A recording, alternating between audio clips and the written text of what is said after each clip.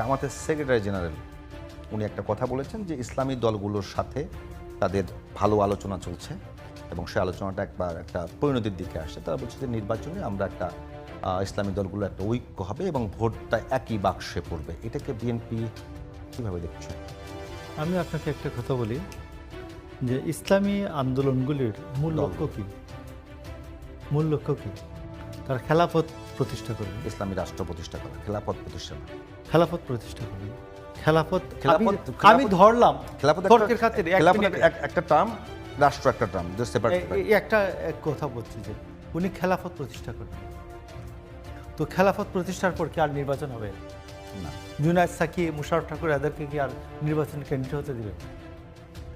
তো আমি তাকে তো এই যে বিএনপি বা অন্যান্য যে এই যে একটা সময় ধরে যে রাজনীতিটা চলছে, আমাকে যদি বলে যে খেলাফত মজলিসকে ভোট দাও বা এই খেলাফত আন্দোলনকে ভোট দাও বা ইসলামী দলকে ভোট দাও, আমি তো বলতে হবে তার মূল টার্গেট কি, এইটার সম্বন্ধে স্পষ্ট বলতে হবে, সুস্পষ্ট বলতে হবে, মুনাফেকি না, অন্তরে একটা আর মুখে আরেকটা, সুস্পষ্ট করে বলতে হবে আমি এটা চাই, খেলাফত প্রতিষ্ঠা করতে চাই।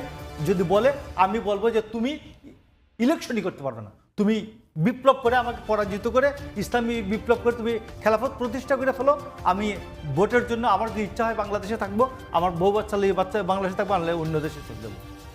তো সেইটা তুমি বিপ্লব করে আসো, তোমার জন্য তো ভোট না, ওর জন্য তো ভোট না, তো ইসলামী বিপ্লবের জন্য ইসলামী খেলাফত প্রতিষ্ঠার জন্য তো ভোট না, প্রথম কথাই ভোট না।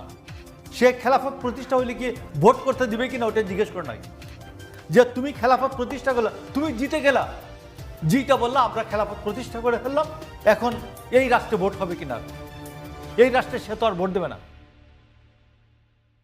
তো এইটা হলো মূল কথা।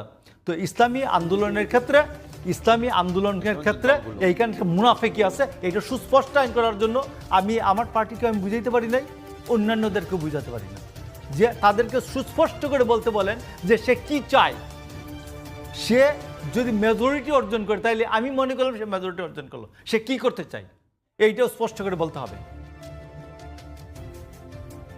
স্পষ্ট করে বলতে হবে। তো আমার স্পষ্ট কি, আমি যদি সংখ্যাগরিষ্ঠতা অর্জন করি আমি একটা কল্যাণমূলক রাষ্ট্র করব, এক। 2 নম্বর, আমি একটা অন্তর্ভুক্তিমূলক সমাজ করব, অন্তর্ভুক্তিমূলক সমাজ করব। আমি ডেমোক্রেসি যেমন একটা টার্মস, ঠিক তেমনি অন্তর্ভুক্তিবাদ বা ইনক্লুসিভিজম আরেকটি টার্ম। তারেক রহমান আপনি দেখছেন, নিশ্চয়ই বলেছেন যে আমার দল যদি সংখ্যাগরিষ্ঠতা অর্জন করে,